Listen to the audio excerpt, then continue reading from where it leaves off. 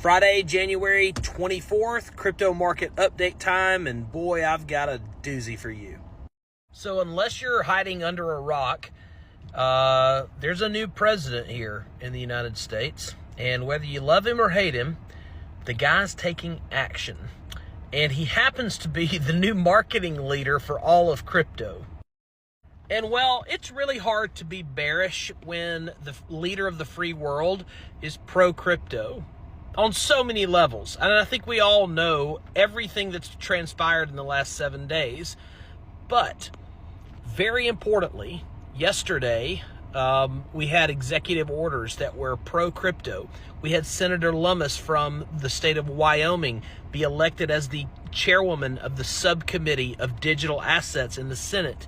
We have a bill that she's sponsoring where the United States will be required, if passed by law, and we have a president that will certainly sign it into law, that the U.S. government buy 1 million Bitcoin over the next 5 years. Not $1 million of Bitcoin, 1 million Bitcoin. Now, Bitcoin's a store of value.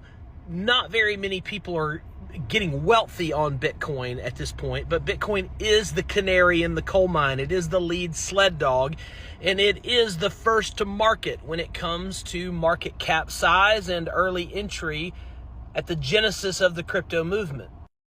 But now what you want to look at from a market cycle perspective is the DXY. Keep an eye on this guy because right now he's breaking down and he's looking weak. And my contention, my theory here is that as long as the dollar is moving down, your risk on assets will go up. It's actually not a theory. You can look at the data. That's the way things work. However, since the election, DXY and Bitcoin have been moving up together. But now the DXY is putting in a lower high and has rolled over. And we want to see that thing in the 90s as soon as possible. As you move towards the 90s, that's when you're going to enjoy alt season. Also, huge change over at the SEC, the Securities Exchange Commission, the staff accounting bulletin, the SAB 122.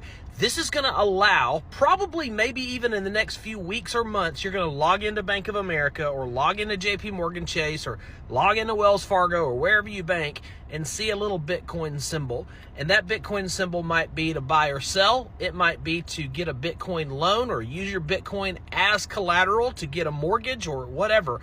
It's okay now for banks to do that. And as a matter of fact, it's no longer going to be counted as a liability on bank asset or balance sheet.